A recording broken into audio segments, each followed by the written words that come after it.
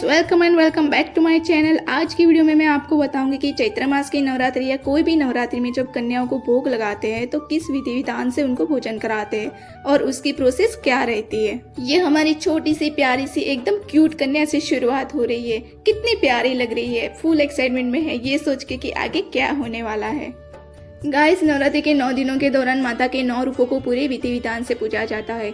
यह 9 दिन बिल्कुल एक उत्सव की तरह होते हैं जिसमें अष्टमी और नवमी को कन्या भोजन कराने से माँ दुर्गा प्रसन्न होती है।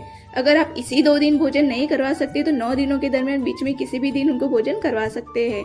कन्या भोज भारतीय परंपरा का एक महत्वपूर्ण हिस्सा है। गाइस, अगर आपके खुद के घर में छोटी सी बच्ची हो तो आप उसे भी कन्या भोजन में शामिल कर सकते हो। छोटी छोटी बच्चियों को माँ दुर्गा के स्वरूप समान माना जाता है, इसीलिए नवरात्रि में कन्या भोजन जरूर कराना चाहिए।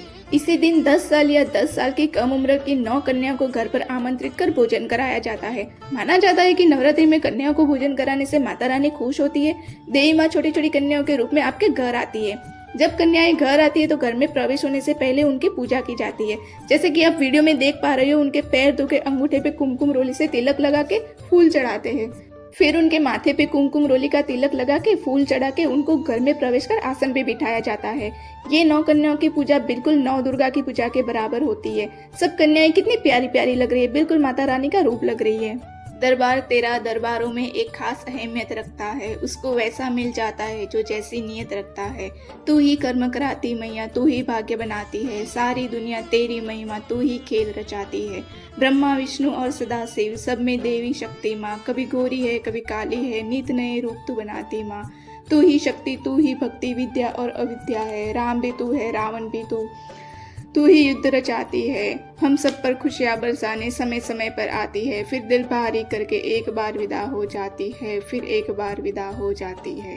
कन्या पूजन से माँ बहुत प्रसन्न होती है और मनोकामनाएं पूरी करती है। देवी पुराण में कहा गया है कि जितनी प्रसन्नता माँ को कन्या भोज से मिलती है उतनी प्रसन्नता उनको हवन और दान से भी नहीं मिलती है। और गाइस, ऐसा भी कहा जाता है कि आपकी 9 कन्याएं 9 साल की हो, मतलब कि आपने जो भी 9 कन्याएं बुलाई है वो सारी 9 साल की हो और उनका पूजन आप करते हो तो आपको कष्ट और दोष से मुक्ति मिलती है और परलोक की प्राप्ति भी होती है। कन्या भोज में माता जी को पहले भोग लगाया जाता है और फिर कन्याओं को खिलाया जाता है।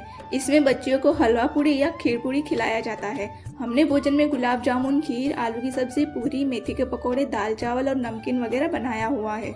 नवरात्रि का समय बेहद पवित्र माना जाता है, इसीलिए इन दिनों में किसी नॉन वेज या लहसुन, प्याज या मदिरा का उपयोग भूलकर भी नहीं करना चाहिए। अगर आप नवरात्रि का व्रत रखते हो तो खाने में अन्न का प्रयोग ना करें। अगर आप घर में अखंड ज्योत जला रहे हो तो इन दिनों में घर खाली छोड़कर कहीं ना जाए। 9 दिनों तक चलने वाले इस पर्व में 9 रूपों की हम आराधना करते हैं और इस पर्व में 9 दिनों तक व्रत रखा जाता है। घट स्थापना से नवरात्रि के व्रत की शुरुआत होती है और वही कन्या पूजन के साथ व्रत का समापन किया जाता है। ये देखिए गाइस, ये कन्या हमारी बिल्कुल न्यू टेक्नोलॉजी पे है। यहाँ पे सारी कन्याएं हमें हेलो बोलकर और भी प्रसन्न कर रही है।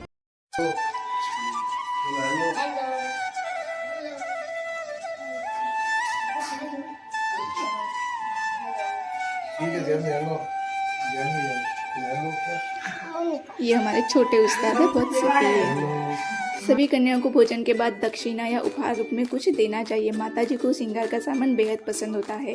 इसमें आप उन्हें बिंदी, लिपस्टिक, चूड़ी, mehndi, rubber band, hair pin, nail polish, लाल चुनरी, आप जो चाहे दे सकते हो। लेकिन कन्याओं को एक मौसमी फल जरूर देना चाहिए।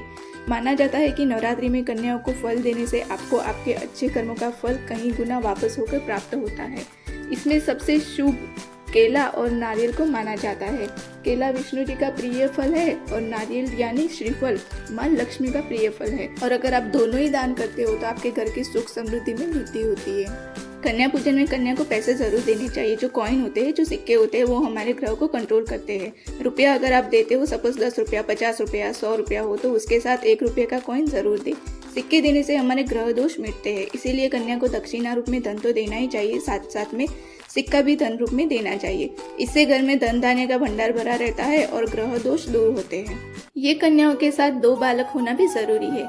इसकी कहानी ये है कि बालकों को भगवान गणेश और भैरव बाबा का रूप माना जाता है, क्योंकि भगवान गणेश के बिना कोई पूजा नहीं होती और भैरव बाबा को माता रानी का पहरेदार माना जाता है।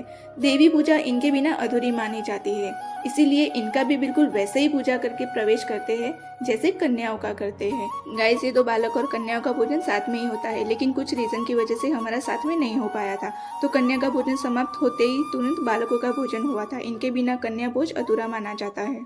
तो कन्याओं के साथ बालकों को भोजन जरूर कराएं और भोजन के बाद इन्हें खाली हाथ ना भेजें। अपनी इच्छा अनुसार दक्षिणा और फल देकर विदा करें। गाइस, मैं इनके फल का वीडियो क्लिक करना भूल गई थी, इसीलिए इसमें ये नहीं आया है, उसके लिए मेरे लिए सॉरी। तो ये तो था हमारा आज का व्लॉग। गाइस, इस वीडियो को ज़्यादा से ज़्यादा शेयर करना ताकि सभी लोगों को कन्या भोज की पूरी प्रोसेस का पता चले, ये नॉलेज मिले कि काफ़ी लोगों को ये पता नहीं होता है, तो उनके लिए ये वीडियो बहुत ही महत्वपूर्ण रहेगा। वीडियो पसंद आया हो तो लाइक करना ना भूलें और चैनल को सब्सक्राइब ज़रूर करें। मिलते हैं नेक्स्ट वीडियो में, तब तक के लिए बाय बाय।